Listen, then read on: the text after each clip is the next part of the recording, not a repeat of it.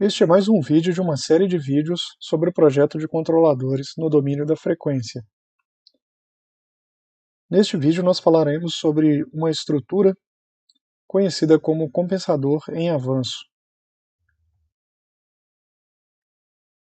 Novamente, estamos partindo da premissa de que o nosso projeto de controle no domínio da frequência ele pode ser visto como um projeto de conformação da chamada função de transferência de malha aberta e também chamada de ganho do laço. De fato, como vimos antes, em outro vídeo, o nosso objetivo é conformar a função ganho do laço, que é o produto da função de transferência do controlador, da planta e do medidor, dessas três funções de transferência, nós queremos conformá-la para que consigamos respeitar limites de magnitude nas baixas frequências determinados por critérios de desempenho em regime permanente para o rastreamento de sinais de referência e rejeição de distúrbios na saída, e respeitar também limites superiores na alta frequência para a rejeição de sinais de ruído de medição, ao mesmo tempo em que podemos utilizar uma espécie de curva-alvo, aqui mostrada apenas através das assíntotas que a compõem, que está associada a aproximação de segunda ordem para o comportamento em malha fechada, o que conduz a um ganho do laço aproximadamente igual a ωn² sobre S vezes S mais 2ζ ωn. E uma vez que nós tenhamos essa aproximação de segunda ordem, nós conseguimos vincular o coeficiente de amortecimento ζ e a frequência natural não amortecida ωn a critérios de desempenho em regime transitório, como vimos em outro vídeo. Mas voltemos aos compensadores em avanço. Os compensadores em avanço, eles têm a estrutura mostrada aqui. E também precisamos sintonizar três parâmetros, ωz, ωp e Kp.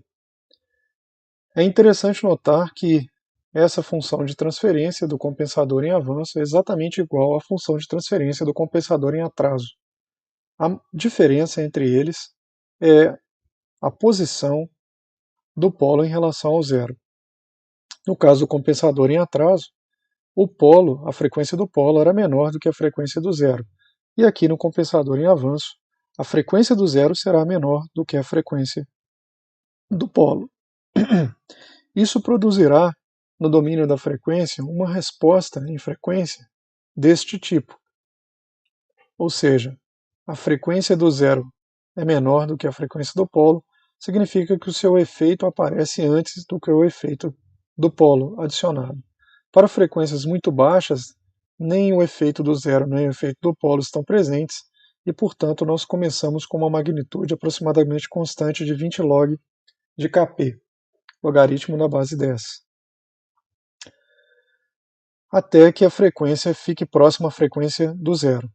Em ω igual a ωz, a presença do zero se faz sentir e nós temos então um aumento da magnitude numa taxa de 20 decibéis por década, até que temos a presença do polo em ωp, adicionando uma inclinação de menos 20 dB por década, o que anula o crescimento que tínhamos anteriormente, e voltamos então a ter um patamar aqui mostrado na figura.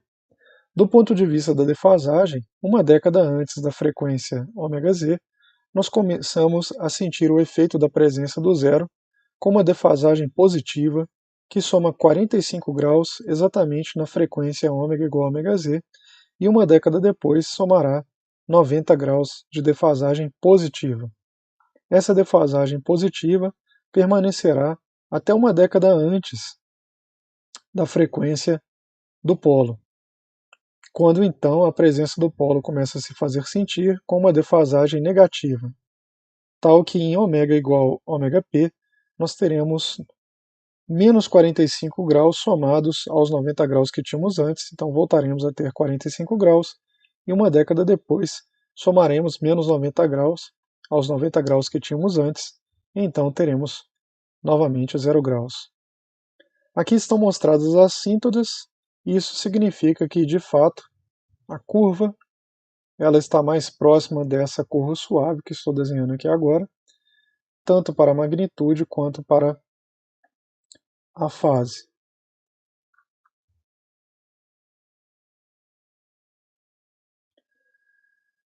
Observando essa curva de magnitude, nós vemos que a curva de magnitude do compensador em avanço, ela é o contrário do que nós gostaríamos de ter.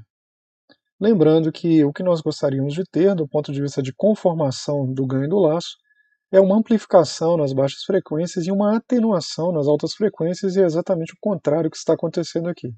Então essa é a principal desvantagem do compensador em avanço. A sua curva de magnitude, ela é o contrário do que gostaríamos. Entretanto, o compensador em avanço, ele tem esse nome justamente porque contribui com um avanço de fase, uma defasagem positiva. E essa é a característica que nós queremos utilizar do compensador em avanço. Nós queremos usar essa defasagem positiva para produzir um aumento na margem de fase, o que vai conduzir a um coeficiente de amortecimento maior e o que levará, consequentemente, a uma sobrelevação menor. Lembrando que, numa primeira aproximação, supondo que em malha fechada teremos um comportamento aproximado de um sistema de segunda ordem, podemos dizer que o coeficiente de amortecimento, zeta, ele será aproximadamente igual à margem de fase em graus dividido por 100. Portanto, esse aumento na margem de fase vai produzir um aumento no coeficiente de amortecimento. E é isso que nós queremos utilizar. Assim, o compensador em avanço, ele é majoritariamente empregado para melhorar a resposta do sistema de controle em malha fechada durante o regime transitório. Portanto, se nós tivermos que escolher quais são as melhores posições para a frequência do zero e a frequência do polo, uma vez que é um compensador em avanço, sabemos que essa ordem é verdadeira. A frequência do zero deve ser menor do que a frequência do polo.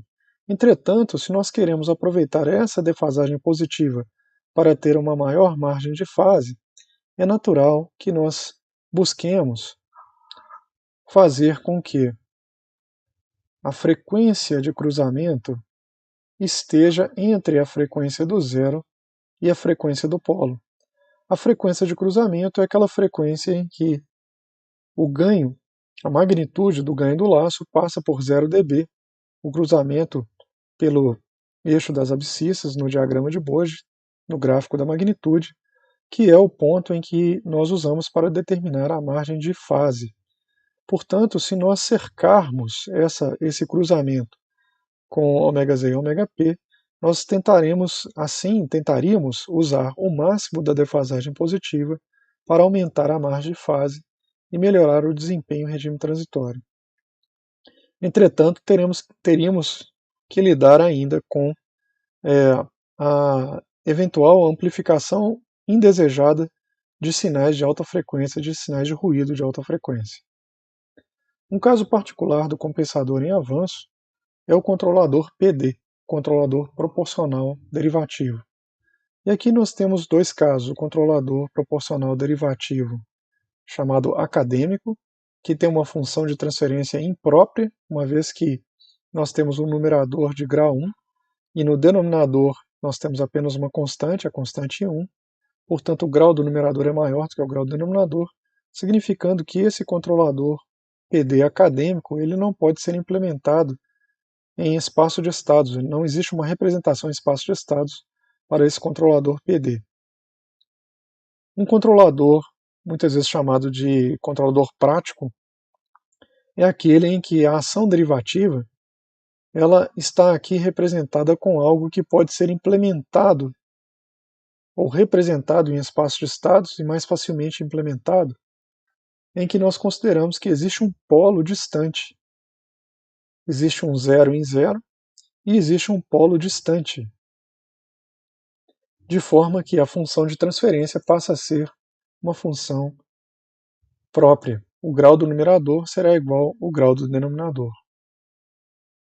Nós vamos considerar ambos os casos.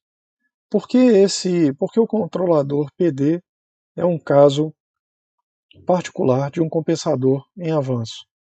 Claramente nós vemos que para esse controlador nós temos então um zero em menos 1 sobre Td, o que significa que a frequência do zero é 1 sobre Td,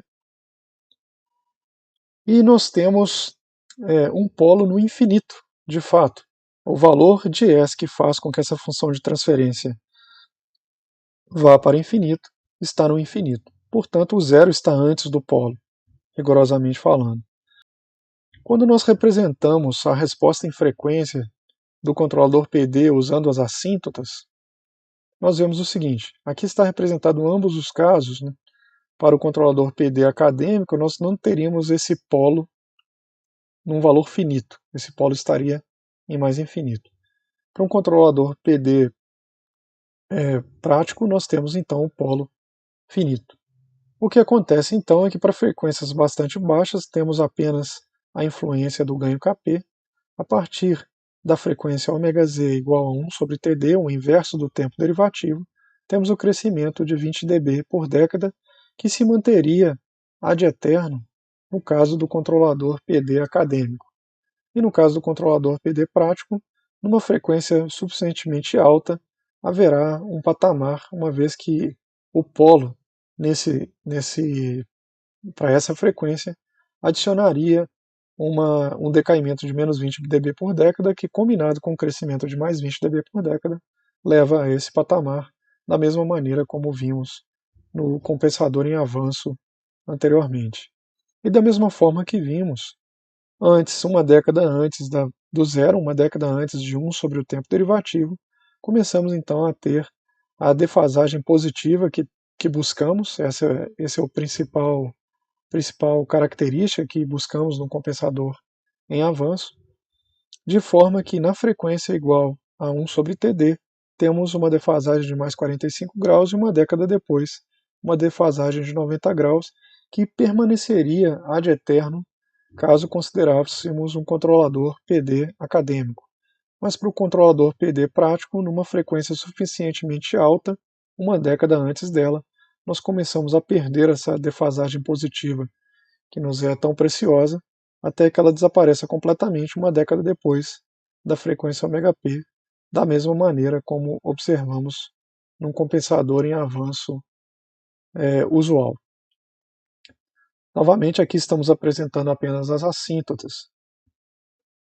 Vemos, portanto, que a escolha do tempo derivativo, ou a escolha da frequência do zero num controlador PD, está associada com a melhoria do desempenho num regime transitório. Isso significa aproveitar essa defasagem positiva do controlador PD visto como compensador em avanço para aumentar a margem de fase, como discutimos antes. Portanto, é natural que visemos escolher, vamos colocar assim, a frequência do zero menor do que a frequência de cruzamento para o ganho do laço com um controlador apenas proporcional de ganho unitário. Dessa forma, nós vamos garantir a máxima defasagem positiva atuando exatamente naquela região em que medimos a margem de fase, que é na frequência de cruzamento ωc. O que nós precisamos ficar atentos é essa parte ruim, que é a magnitude, no sentido contrário do que gostaríamos, uma vez que há uma amplificação de sinais de alta frequência e, portanto, pode haver uma amplificação indesejada de sinais de ruído de medição. Vejam que, se nós considerarmos um controlador PD acadêmico, é bastante temerário que, se nós conseguíssemos implementá-lo realmente, uma vez que esse ganho tenderia a infinito e ruídos de medição de altíssima frequência seriam também grandemente amplificados, o que poderia efetivamente impedir o bom funcionamento do sistema de controle automático em malha fechada. Portanto, em se tratando de compensadores, de fato, de controladores PD, é melhor enxergá-los como compensadores em avanço e pensar uma frequência para o polo que seja razoável, de forma a evitar uma grande amplificação de sinais de alta frequência.